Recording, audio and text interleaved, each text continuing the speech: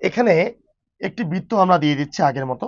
এই বৃত্তের এখানে একটি বিন্দু দিলাম, এই বিন্দুটির স্থানাঙ্ক হচ্ছে x1, y1। এই বিন্দু থেকে এই বৃত্তের উপর অঙ্কিত এটি হচ্ছে একটি স্পর্শক। তো এখান থেকে এই যে স্পর্শকের একটা দৈর্ঘ্য, এই দৈর্ঘ্যটা আমাদের বের করতে বলবে। অর্থাৎ একটি নির্দিষ্ট বিন্দু থেকে একটি নির্দিষ্ট বৃত্তের উপর অঙ্কিত স্পর্শকের দৈর্ঘ্য, এটা আমাদের বের করতে বলবে। আর এই প্রশ্নটি আমাদের সিকিউয়ে মিনিমাম 10 থেকে 12 বার প্রশ্নটি আসছে ক নম্বরে। আচ্ছা, অর্থাৎ 2 মার্কের জন্য একটা বিন্দু থেকে একটা বৃত্তের উপর অঙ্কিত স্পর্শকের দৈর্ঘ্য। আমরা কিভাবে এই দৈর্ঘ্যটা বের করব? দেখো, এই বৃত্তের সমীকরণটা যদি হয় x² plus y² plus 2gx plus 2fy plus c equal 0, আর এই বৃত্তের একটি বিন্দু যদি হয়, বৃত্তের বাইরে একটি বিন্দু যদি হয় x1, y1, তাহলে এই বিন্দু থেকে এই বৃত্তের উপর অঙ্কিত স্পর্শকের দৈর্ঘ্য। ভালো করে মার্ক করে নাও, এটা একটা টেকনিক শিখে রাখো যে এই বিন্দুটা শুধু এই বৃত্তে সিদ্ধ করলেই হয়ে যাবে। ভালো করে শুনে রাখো, একটা বিন্দু থেকে একটা বৃত্তের উপর অঙ্কিত স্পর্শকের দৈর্ঘ্য যদি বের করতে চাই, তাহলে ওই বিন্দুটা ওই বৃত্তে শুধু সিদ্ধ করে দিলেই হবে। আর সিদ্ধ করা মানে কি? এর ভুজটা বসাতে হবে এক্স এর জায়গায়, এর কোটিটা বসাতে হবে আমাদের ওয়াই জায়গায়। তখন আমরা কি পাচ্ছি? যে রুট ওভার দৈর্ঘ্য মানে এটা রুট থাকবে, রুট ওভার এর ভুজ যদি এক্স এর জায়গায় বসাই তাহলে এটা পাচ্ছি x1 স্কোয়ার, ওয়াই স্কোয়ার আছে এর কোটি যদি ওয়াই জায়গায় বসাই তাহলে y1 স্কোয়ার প্লাস 2g, তাহলে x1 এক্স এর জায়গায় x1 প্লাস 2f, তাহলে এখানে পাচ্ছি y1 প্লাস c। তাহলে এটি হচ্ছে একটা নির্দিষ্ট বিন্দু থেকে একটা নির্দিষ্ট বৃত্তের উপর অঙ্কিত স্পর্শকের দৈর্ঘ্য। এবার যদি আমরা স্পর্শকের সমীকরণ সম্পর্কে জানতে চাই, তাহলে দেখো এটিও অত্যন্ত গুরুত্বপূর্ণ। এখানে ঠিক আগের মতো একটি বৃত্ত দেওয়ার চেষ্টা করলাম, আর এখানে একটি স্পর্শক রেখা দেওয়ার চেষ্টা করলাম, আর এই জায়গায় একটি বিন্দু আছে, এই বিন্দুটার নাম দিয়ে দিলাম এ অফ x1, y1। তাহলে এই এ বিন্দুতে যদি এই স্পর্শকের সমীকরণটা জানতে চাই, তাহলে আমরা কিভাবে এই স্পর্শকের সমীকরণটা বের করতে পারবো? দেখো, এখানে মূলত এই বৃত্তের একটা ইকুয়েশন আছে। সেই ইকুয়েশনটা কি? x² প্লাস এখানে y² plus 2gx plus 2fy plus c equal 0। এটা হচ্ছে এই বৃত্তের একটা সমীকরণ। আর এখানে একটা স্পর্শক বিন্দু কি? x1, y1। তাহলে একটা বিন্দুতে একটা বৃত্তের স্পর্শকের সমীকরণ যদি বের করতে চাই বা বের করতে আমরা চাই, তো সেক্ষেত্রে সেই সমীকরণটা হবে কি? দেখো, স্পর্শকের স্পর্শকের সমীকরণ, এটা একটা সূত্রের মাধ্যমে আসছে, আর সেটি হবে এরকম x x1 plus y1 plus g into x plus x1 plus f into y plus y1 plus c equal 0। এটা খুব সুন্দর করে মার্ক করে নাও। এটা কার সমীকরণের কথা বলছি বলো? এটা বলছি যে একটা বিন্দুতে একটা বৃত্তের স্পর্শকের সমীকরণ।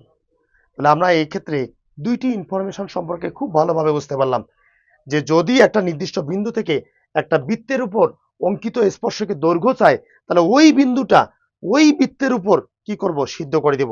আর দৈর্ঘ্য মানে একটা রুট থাকবেই, তাহলে রুট আবার এখানে বিন্দুটা সিদ্ধ করে দিব, অর্থাৎ এর ভুজটা বসাবো এক্স এর জায়গায়, এর কোটিটা বসাবো ওয়াই এর জায়গায়, যা হবে তাই উত্তর। আর যদি একটা বিন্দুতে একটা বৃত্তের অঙ্কিত স্পর্শকের সমীকরণ চায়, তাহলে আমাদের সমীকরণ থেকে আগে জির মান, আগে এফ এর মান, আগে সির মানটা বের করব। করার পর এই যে x1, y1 বিন্দুতে আমরা স্পর্শকের সমীকরণ চাচ্ছি, তখন আমরা এই সমীকরণটা শুধু বসাবো কি? x1, x হচ্ছে সমীকরণের চলক, x1 হচ্ছে এর ভুজ, প্লাস y1, y সমীকরণের চলক, y1 হচ্ছে এর কোটি, প্লাস জি ইকুয়েশন থেকে বের করব জি, x প্লাস x1, x হচ্ছে সমীকরণের চলক, x1 হচ্ছে ভুজ, প্লাস এফ আমরা ইকুয়েশন থেকে বের করব y প্লাস y1, y হচ্ছে সমীকরণের চলক এবং y1 হচ্ছে এই বিন্দুর কোটি, প্লাস সি ইকুয়াল 0। আশা করি তোমরা বিষয়টা বুঝতে পেরেছো যে একটি সমীকরণের কিভাবে স্পর্শকের দৈর্ঘ্য, কিভাবে স্পর্শকের সমীকরণ আমরা বের করতে পারি। এখন যদি এ সম্পর্কে বিগত বছরে কি কি টাইপের প্রশ্ন এসেছে বা কি কি প্রশ্ন হয়েছে সেই বিষয়গুলো একটু জানতে চাই, তাহলে দেখো এখানে 17 নম্বর প্রশ্নটি বলা আছে 3,1 বিন্দু হতে 2x² প্লাস 2y² ইকুয়াল 18 বৃত্তে অঙ্কিত স্পর্শকের দৈর্ঘ্যটা কত হবে। তাহলে দেখো এই বিন্দু থেকে এই বৃত্তের অর্থাৎ একটা বিন্দু ছিল কি 3,1, এই বিন্দু থেকে একটা বৃত্তের, এটা একটা বৃত্ত, স্পর্শকের দৈর্ঘ্যটা চাচ্ছে, এখান থেকে এতটুকু দৈর্ঘ্যটা চাচ্ছে। কি বৃত্ত বলা আছে? বৃত্ত বলা আছে যে 2x² প্লাস এখানে 2y² ইকুয়াল 18 বলা আছে। এই সমীকরণটাকে আগে আমরা আইডিয়াল ফরম্যাটে নিয়ে নিই। আইডিয়াল ফরম্যাটে নিতে গেলে কি করতে হবে? x² y² সহগ সমান এবং সেটাকে মিনিমাম আমরা 1 রাখবো, অলওয়েজ 1 রাখবো। তাহলে এটা হচ্ছে আদর্শ সমীকরণের সাথে কম্পেয়ার করতে পারবো। তাহলে বলো এর সহগটাকে যদি 1 রাখতে চাই তাহলে উভয় দিকে 2 দ্বারা ভাগ, তাহলে সেক্ষেত্রে কি পাচ্ছি? x² প্লাস y² ইকুয়াল 9 পাচ্ছি। বা এটাকে যদি আরো সামনে আনতে চাই তাহলে x² প্লাস এখানে y² মাইনাস 9 ইকুয়াল 0 পাচ্ছি। তাহলে এটা হচ্ছে আমাদের বৃত্তের একটা সমীকরণ। তাহলে এই বিন্দু থেকে এই বৃত্তের উপর অঙ্কিত স্পর্শকের দৈর্ঘ্যটা কত হবে বলো? তাহলে দৈর্ঘ্য কিভাবে বের করব? এই বিন্দুটা শুধু এখানে সিদ্ধ করে দিব। সিদ্ধ করা মানে কি? এর ভুজটা বসাবো x এর জায়গায়, এর কোটিটা বসাবো y এর জায়গায়। তাহলে আমরা কি পাচ্ছি বলো? Root over.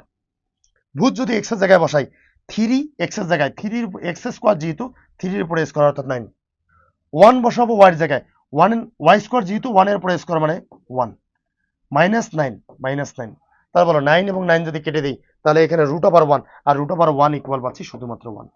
তাহলে বলো এর উত্তর কোথায়? ক নম্বর, যে এই 17 নম্বর প্রশ্নের উত্তরটা হচ্ছে শুধুমাত্র 1। আমরা যদি এর সম্পর্কে পরের অঙ্কটির দিকে তাকাই, দেখো 18 নম্বর প্রশ্ন বলা আছে x² প্লাস y² ইকুয়াল 4 বৃত্তে -1, রুট ওভার 3 বিন্দুতে স্পর্শকের সমীকরণ কোনটি হবে? আর প্রশ্নটি এসেছে বরিশাল বোর্ড 2023 সালে। দেখো স্পর্শকের সমীকরণ যাচ্ছে, আমরা একটা বৃত্ত দিয়ে দিলাম আর একটা বিন্দু বলা আছে, বলো কত বিন্দু বলা আছে? সেই বিন্দুটা বলা আছে -1, রুট ওভার 3। এই বিন্দুতে কি বৃত্তের বলা আছে বলো? x² প্লাস y² ইকুয়াল 4 আছে, আমি এটাকে -4 ইকুয়াল 0 এভাবে আমরা লিখতে পারি। এই বিন্দুতে এই বৃত্তের স্পর্শকের সমীকরণ। তাহলে বলো এখান থেকে GFC এর মানটা আগে বের করতে হবে। g বলতে x এর সহগ, বলো x এর কি কোনো সহগ আছে? নেই, তাহলে এখানে g এর মানটা হচ্ছে 0। f বলতে y এর সহগ আছে কি? y এর সহগ নেই, তাহলে f এর মানটা হচ্ছে এখানে 0। c বলতে ধ্রুবক, বলো ধ্রুবক হিসেবে কত আছে? ধ্রুবক হিসেবে আছে -4, তাহলে এখানে c ইকুয়াল পাচ্ছি আমরা -4। আর এখানে x1 y1, এটা হচ্ছে x1 প্রথমেরটা, পরেরটা হচ্ছে y1, এটা বিন্দুর স্থানাঙ্ক। তাহলে এই বিন্দুতে এই বৃত্তের অঙ্কিত স্পর্শকের দৈর্ঘ্য যদি জানতে চাই তাহলে প্রথম যে সূত্রটা, প্রথমে হচ্ছে x1 বলতে কত বলো? -1 প্লাস y1 বলতে কত বলো? রুট ওভার 3 প্লাস g বলতে কত বলো? 0, x plus x1 plus x1 বলতে কত? -1 প্লাস f বলতে হচ্ছে 0, y প্লাস y1 বলতে কত? √3 প্লাস c বলতে কত বলো? -4, তাহলে -4 ইকুয়াল হচ্ছে 0। তাহলে এখন যদি এটাকে ক্যালকুলেশন করি, এটাকে প্লাসে মাইনাসে -x প্লাস এখানে পাচ্ছি আমরা √3y, এটা তো 0 হয়ে যাচ্ছে, এটা তো 0 হয়ে যাচ্ছে, আর এখানে -4 ইকুয়াল হচ্ছে 0। এবার যেহেতু x এর সামনে মাইনাস আছে এরকম কোনো উত্তর আমরা দেখতেছি না, তাহলে উভয় দিকে একে -1 দ্বারা গুণ করি। তাহলে বলো শুধু x মাইনাস এখানে পাচ্ছি আমরা √3y আর এখানে প্লাস হয়ে যাচ্ছে মাইনাসটা ইকুয়াল হচ্ছে 0। তাহলে বলো x minus √3y plus 4, x minus √3y plus 4, তাহলে আমাদের উত্তরটি আমরা পেয়ে গেছি। আমাদের কাঙ্ক্ষিত উত্তরটি হচ্ছে কত নম্বর বলো? ক। আচ্ছা, এভাবে আমরা খুব শর্টকাটে অতি অল্প সময়ে স্পর্শকের দৈর্ঘ্য, স্পর্শকের সমীকরণ এগুলো বের করতে পারবো। এখন যদি আমরা এর পরের প্রশ্নের দিকে তাকাই, অর্থাৎ এই টাইপ সম্পর্কে বিগত বছরে বিশ্ববিদ্যালয় এবং ইঞ্জিনিয়ারিং বিশ্ববিদ্যালয়ে কি কি টাইপের প্রশ্ন এসেছে।